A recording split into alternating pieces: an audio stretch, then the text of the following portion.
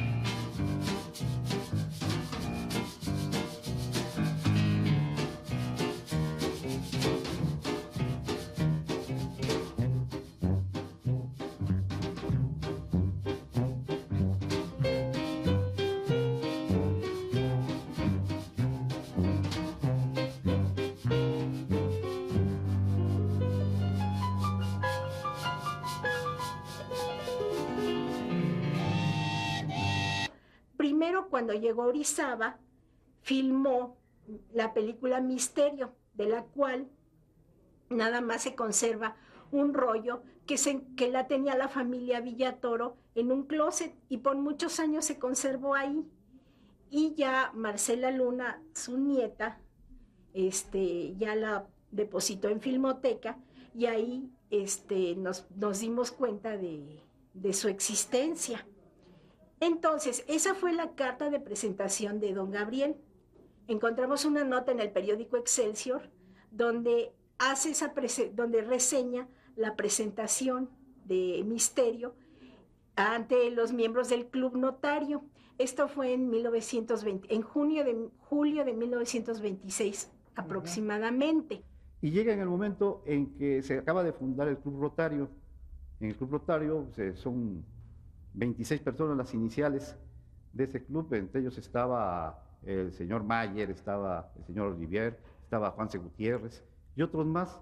Entonces para ellos es novedoso, y máxime que varios de ellos les gustaba la fotografía, es novedoso que venga un director y un productor de cine, y la verdad es que convence a parte de los integrantes del Club Rotario a que empiecen a aportar para que se consolide una compañía cinematográfica, que a final de cuentas es una sociedad anónima la que crean, venden acciones, y eso hace que tenga un capital para hacer sus producciones. Ya se establece la compañía, el Centro Cultural Cinematográfico, y la primera película, ya con el centro formalizado y todo, es El Tren Fantasma.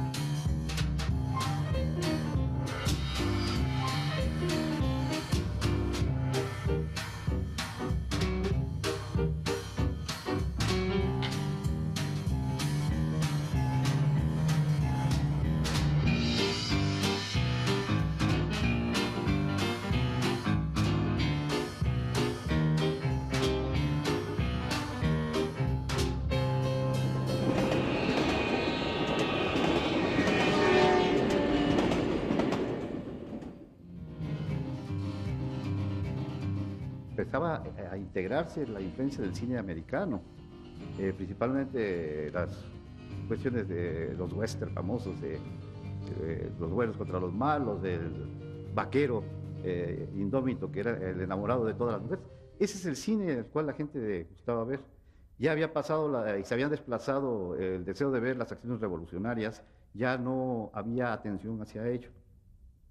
Bueno, es que se ha llegado a la conclusión de que el lenguaje cinematográfico es el lenguaje norteamericano. Eso sí ya se ve muy claro en los periódicos o en la crítica misma, eso a partir de 1919-20.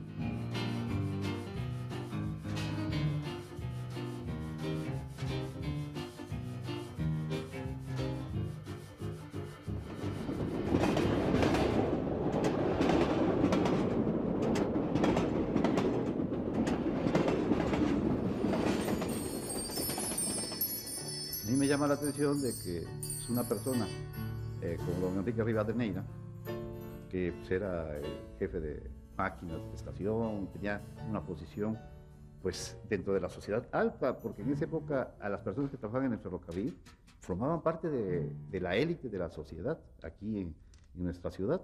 Entonces, él acepta participar y hace un papel secundario dentro de esta película El Tren Fantasma.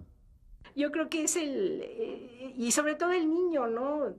Trabaja de una manera muy espontánea. Incluso cuando una vez que lo tiran de la máquina, el niño arroja una mentada y se ve ahí unos rayos, ¿no? En la pantalla. Yo creo que eso es, pues es ingenioso, ¿no? Chistoso. También era todo muy espontáneo. No había mucho estudio ni mucha repetición. Yo no me acuerdo que les repitieran más de 2 veces cualquier escena que hacían. Por eso se me figura a mí que se ven muy natural, ¿no? En todo lo que hacen. Como que no está aprendido, ¿no? No sé. A mí me gusta mucho cómo se ve que actúan.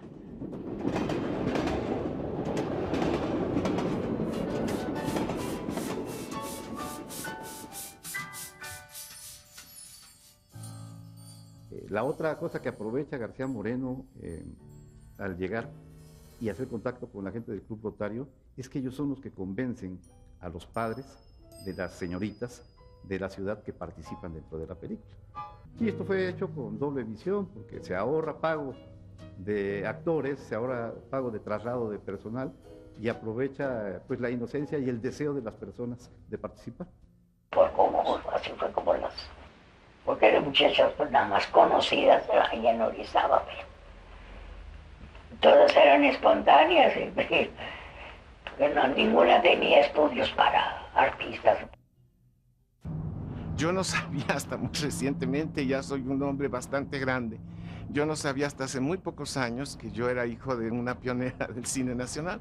Mi madre iba apenas a cumplir 18 años cuando filmó la película, y cuando yo nací en 1933, ella estaba cumpliendo 28 años, o 20, bueno, yo no sé, estaba muy jovencita, de todas maneras. Y de manera que la que yo fui conociendo era una mujer que no concuerda con la que yo veía en la pantalla, y mientras mi cabeza afocó esas imágenes, pues no tuve tranquilidad para ver la película, pero sí fui reconociendo que era una película asombrosamente bien filmada.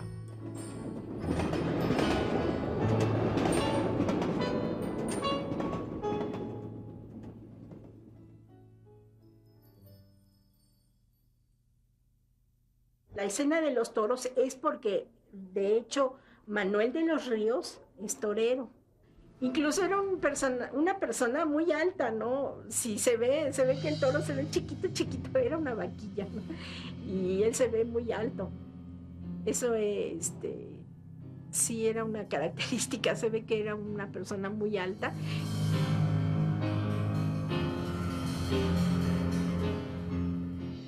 Son escenas documentales con la gente de Orizaba, en la plaza de Orizaba, y hay unas pequeñas escenas con el torero Juan Silvetti.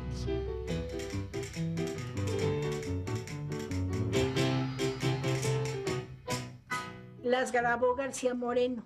Yo creo que eso también fue parte de otro material que grabó en Orizaba. porque hubo una corrida de toros donde estuvo Juan Silvetti meses antes. Entonces ahí yo creo que insertó ese material en la película.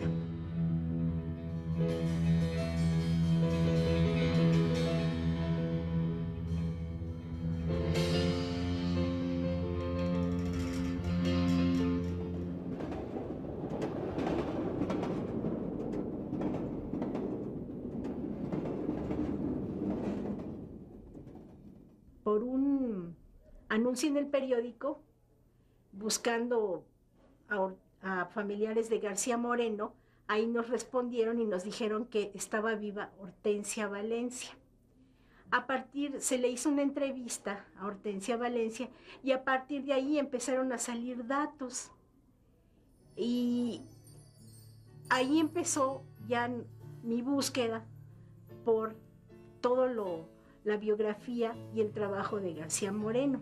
Lo único que sé es que de más jovencillo, de adolescente, trabajó en una compañía de cine de camarógrafo. Eso fue en Tacubaya, cuando trabajó de camarógrafo en un cine. Pero no le sé decir en cuál. Él me platicaba, pero pues no tengo idea. Cuando hizo el cine Hollywood, él rentó el local, acondicionó la casa, ¿verdad? Hizo la sala del público y un salón de baile al lado. Fotografiaba la salida del cine de misa, la salida de misa de las muchachas y luego las exhibía en la tarde, en la noche, y era la atracción de ir al cine. Él fue una persona pues enamorado del cine, primero de la fotografía y luego del cine. Incluso en sus principios con Mimí Derba crea la primera compañía cinematográfica en el año 16, 17, algo así, pero dura poco tiempo con ella. Él, después de que hace eso, anda dando tumbos y haciendo algunas películas. Creo que parte de la del buitre la hizo, y esa parte la usaban sus cuñados en forma transhumante para irla reproduciendo en pueblos y ciudades. Eso sí me acuerdo, que se iban, yo nunca los acompañé, pero sí se iban a exhibir las películas. Eran pioneros, eran pioneros.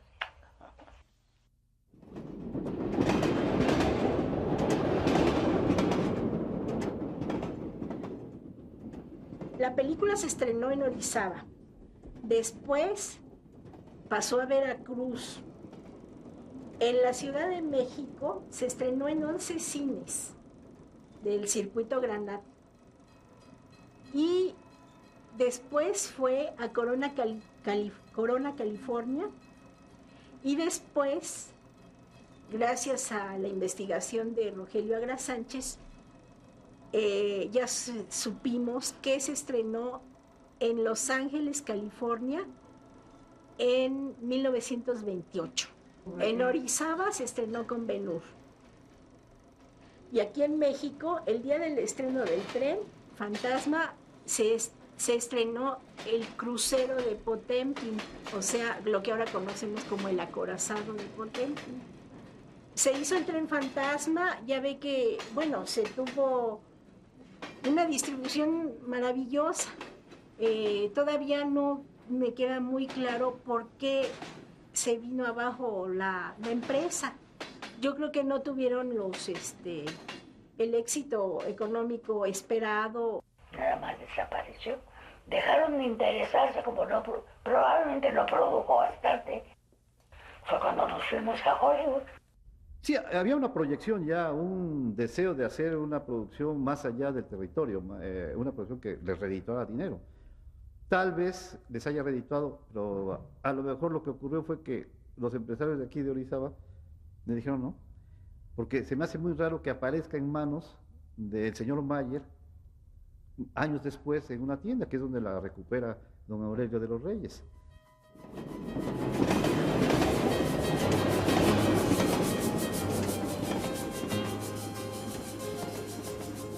Yo trabajaba de office boy, en una compañía que se llamaba Casa William Mayer. Y yo tenía 15 años. Y había un señor que preparaba la correspondencia todas las tardes. Y él cerraba los sobres. Y entonces, como era office boy, entonces tenía yo que aprender todo el movimiento de la oficina, de mensajería, de cobranza, de archivo. Entonces, también me tocó el aprendizaje de enviar la correspondencia. Entonces, el señor, había una estantería de madera, un estante grande de madera, donde él preparaba la correspondencia. Y entonces abajo había unos rollos de película y luego en unos cajones había otros rollitos de película y acetona. Entonces me dijo que un pegamento muy bueno para pegar los sobres de la correspondencia era haciendo ese pegamento con trozos de película con acetona. Y después me di cuenta que en el cine mudo se procesaban separadamente los letreros de las imágenes.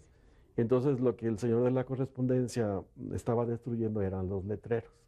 Entonces luego ya en la facultad, entré yo creo en 65, ya hacia el final de la carrera, ya se había fundado la Filmoteca. Yo creo que esa se funda también como en 61, 62, ¿verdad? Entonces ya había tomado más cuerpo, ya se veía una institución más sólida. Se vio que se empezó a consolidar el archivo fílmico. Entonces pensé, bueno, sería bueno tramitar una sesión de los negativos en custodia, ¿verdad? Que a ver si el señor Mayer está de acuerdo en ceder a la universidad en custodia estos negativos para preservarlos. Entonces ya hablé con el señor Mayer, hablé con Manuel González Casanova y llegaron a un acuerdo, y entonces ya pasaron las películas al acervo de la Filmoteca. Entonces eso es en términos generales como la historia del rescate.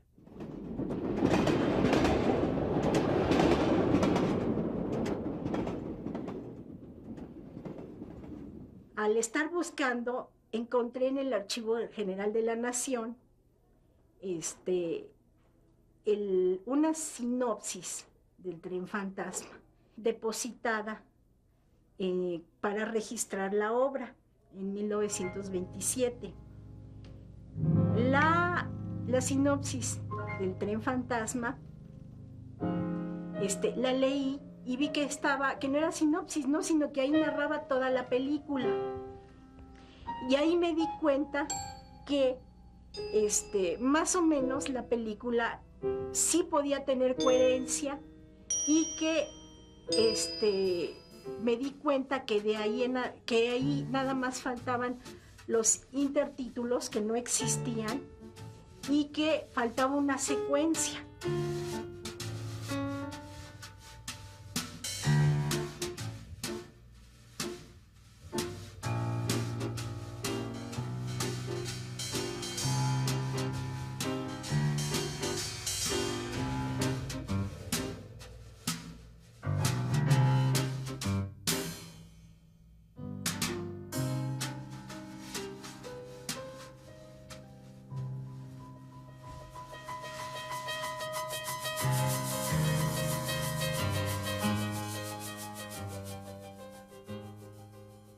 Pues yo le llamé a Manuel Rodríguez, al Budi, a ver si entraba en este trabajo.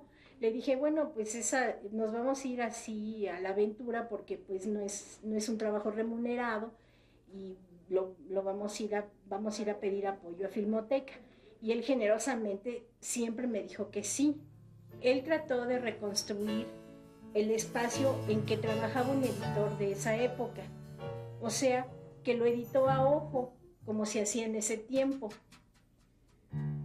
Para esto, él trabajó en la copia positiva, sin moviola, utilizando solamente un lente de aumento y así darle un buen ritmo a la película. Cabe aclarar que no se eliminó ninguna secuencia.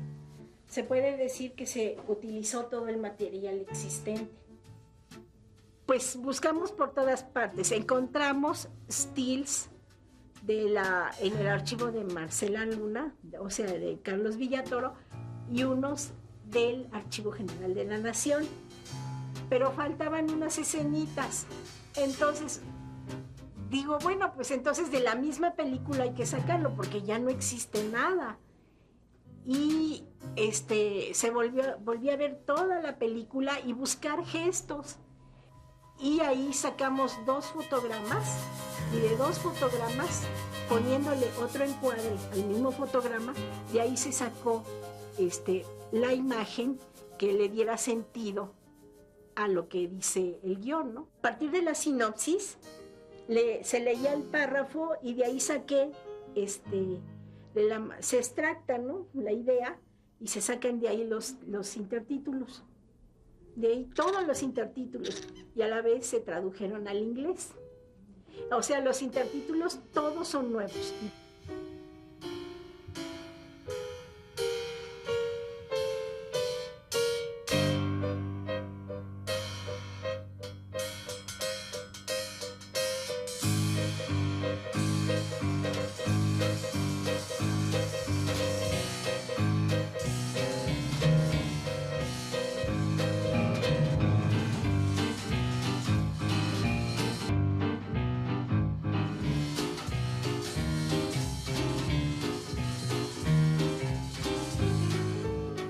Una vez incorporados los subtítulos y la línea argumental, a partir de la investigación de la maestra Esperanza Vázquez, se concretó la posibilidad de hacer una partitura o una hoja guía, como se habituaba en la época, para musicalizar la película.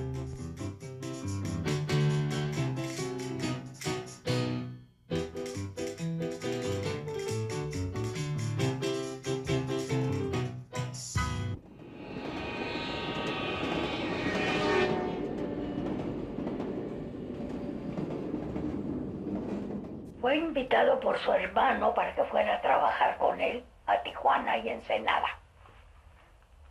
Y después de ahí ya nos dirigimos a Hollywood y ahí duramos 10 años hasta el 37 que regresamos. Se establecieron en Hollywood y ahí comenzó a buscar trabajo y después trabajó en la RKO de Howard Hughes. Él trabajó en Culver City, en los estudios en donde filmaban las películas de Laurel y Hardy.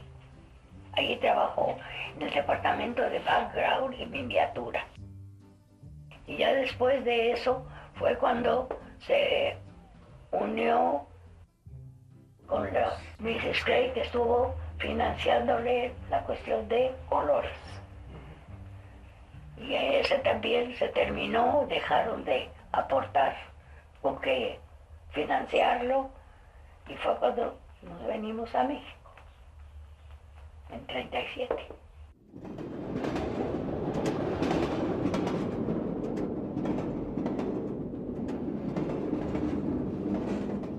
Tiene después un problema, porque le gustaba a él manejar el laboratorio. En aquella época era muy peligroso el manejo de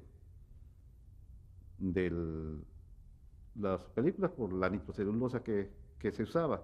Entonces tuvo un problema una vez, unas quemadas, pero después cuando fallece precisamente por aspirar gases. Tengo entendido que esa fue su muerte. El indio Calles me dijo a mí que Gabriel le acababa de decir que había sido envenenado, pero como en ese momento entré, se callaron la boca y no me lo dijeron.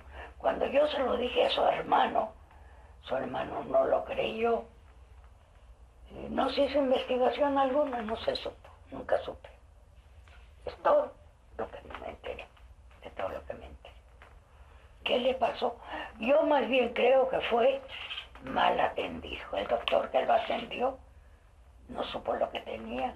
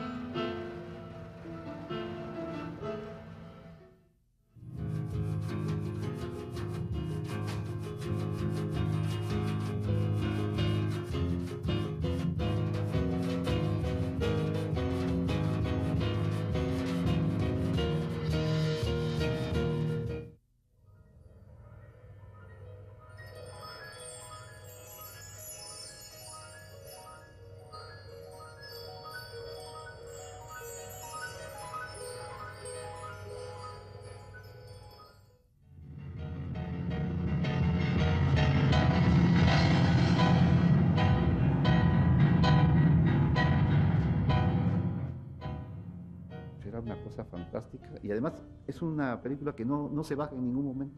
Se mantiene su nivel de acción y de expectación. Yo siento que Enrique Rosas, Volrad y García Moreno son de los actores, son los directores más importantes del cine mudo y del cine mexicano.